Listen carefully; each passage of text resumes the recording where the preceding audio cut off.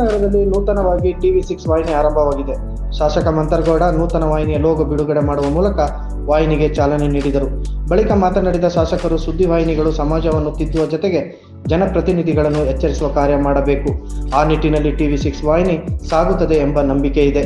ಯಾವುದೇ ಒಂದು ವಿಚಾರದ ಬಗ್ಗೆ ಚರ್ಚಿಸುವಾಗ ಅದರ ನಿರ್ಧಾರವನ್ನು ಪ್ರೇಕ್ಷಕರಿಗೆ ಬಿಡಬೇಕು. ಆಗ ಸುದ್ದಿಯಲ್ಲಿ ಪಾರದರ್ಶಕತೆ ಕಾಯ್ದುಕೊಳ್ಳಬಹುದು ಎಂದು ಹೇಳಿದರು. ಚಾನಲ್ ಓಪನ್ ಮಾಡೋದು ಅಷ್ಟು ಸುಲಭ ಅಲ್ಲ. ಏನೇನ್ ತಂತ್ರಗಾರಿಕೆ ಮಾಡಬೇಕು, ಯಾವ ರೀತಿಲಿ ಹಣಕಾಸಿನ ಸಂಘರ್ಷಣೆ ಮಾಡಬೇಕು, ನನಗೆ ಆ ಮಟ್ಟಕ್ಕೆ ಟಿವಿ ಚಾನೆಲ್ ಅಲ್ಲಿ ಹೆಂಗೆ ಓಪನ್ ಮಾಡ್ತಾರೆ ಅಂತ ಗೊತ್ತಿಲ್ಲ. ಮಾತ್ರ ಮಾಧ್ಯಮ ಮಿತ್ರದ ಕಷ್ಟ ಅಂತ ನನಗೆ ಎಷ್ಟಿದೆ ಅಂತ ನನಗೆ ಗೊತ್ತಿದೆ. ಯಾಕೆ ಅಂತಂದ್ರೆ ಒಂದ್ ಸುದ್ದಿ ಮಾಡಂತ ಸಂದರ್ಭದಲ್ಲಿ ಪರ ಮಾತಾಡೋರು ಇರ್ತಾರೆ, ಪರ ಮಾತಾಡೋದು ಸ್ವಲ್ಪ ಜನನೇ, 1-2 ಜನ ಮಾತಾಡ್ತಾರೆ.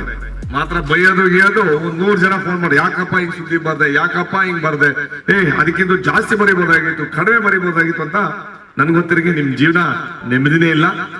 ತಾಲೂಕು ಗ್ಯಾರಂಟಿ ಅನುಷ್ಠಾನ ಸಮಿತಿ ಅಧ್ಯಕ್ಷ VP ಶಶಿಧರ್ ಮಾತನಾಡಿ, ಹಿಂದೆ ಸುದ್ದಿವಾಹಿನಿಗಳು ಯಾವುದೇ ವ್ಯಕ್ತಿಯ ಪಕ್ಷದ ಹಿಡಿತವಿಲ್ಲದೆ ಪ್ರಾಮಾಣಿಕವಾಗಿ ಕಾರ್ಯನಿರ್ವಹಿಸುತ್ತಿದ್ದವು. ಆದರೆ ಇಂದು ಒಂದು ಪಕ್ಷದ ಪರವಾಗಿ ವರ್ತಿಸುತ್ತಿವೆ. ಅದು ಸಮಾಜಕ್ಕೆ ಮಾರಕವಾಗಲಿದೆ. ಸುದ್ದಿವಾಹಿನಿಗಳು ನಿಷ್ಪಕ್ಷಪಾತವಾಗಿ ಕಾರ್ಯನಿರ್ವಹಿಸಬೇಕು ಎಂದು ಸಲಹೆ ನೀಡಿದರು. ಇವತ್ತು ಸಮಾಜ ಧರೆಯೇ ಒತ್ತಿ ಉರಿತಾ ಇದೆ.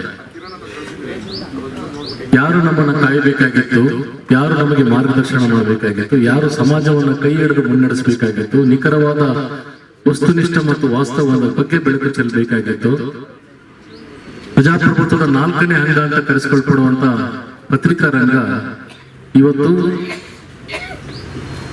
ಧರೆ ಹತ್ತಿ ಉರಿದೊಡೆ ಯಾರು ಕಾಯೋರು ಯಾರು ಅನ್ನೋ ರೀತಿಯಲ್ಲಿ ಪತ್ರಿಕಾ ರಂಗವೇ ನೈತಿಕವಾಗಿ ಭಾಗಶಃ ಕುಸಿದು ಹೋಗಿರುವಂತಹ ಈ ಹಂತದಲ್ಲಿ ಪತ್ರಿಕಾ ರಂಗದ ಬಗ್ಗೆ ಇರುವಂತಹ ವಿಶ್ವಾಸ, ನಿರೀಕ್ಷೆ, ಭರವಸೆಗಳೆಲ್ಲವೂ ಹುಸಿ ಆಗ್ತಿರುವಂತಹ ಗಳಿಗೆಯಲ್ಲಿ ಮತ್ತೊಂದು ರಾಜಕೀಯ ಪಕ್ಷದ ವಕ್ತಾರರಂತೆ ಕೆಲಸ ಮಾಡ್ತಿರುವಂತ ಒಂದು ರಾಜಕೀಯ ಪಕ್ಷಗಳ ಸೋಷಿಯಲ್ ಮೀಡಿಯಾಗಳಂತೆ ಈ ರಾಷ್ಟ್ರೀಯ ವಾಹಿನಿಗಳೇ ಕೆಲಸ ಮಾಡ್ಕೊಂಡು ನಿಂತಿರ್ಬೇಕಾದ್ರೆ, ಜಗತ್ತಿಗೆ ರಾಷ್ಟ್ರಕ್ಕೆ ಮಾರ್ಗದರ್ಶನ ಮಾಡಬೇಕಾದಂತ ಪತ್ರಕರ್ತರೇ ಒಂದು ಪಕ್ಷದ ವಕ್ತಾರರಾಗಿ ಹೋದ್ರೆ ಇಲ್ಲಿ ಕಾಯುವವರು ಯಾರು, ವ್ಯವಸ್ಥೆಯನ್ನು ಉಳಿಸುವವರು ಯಾರು ಅನ್ನೋ ಪ್ರಶ್ನೆ ಬಹಳ ದಟ್ಟವಾಗಿ ನಮ್ಮನ್ನ ಕಾಡುತ್ತೆ.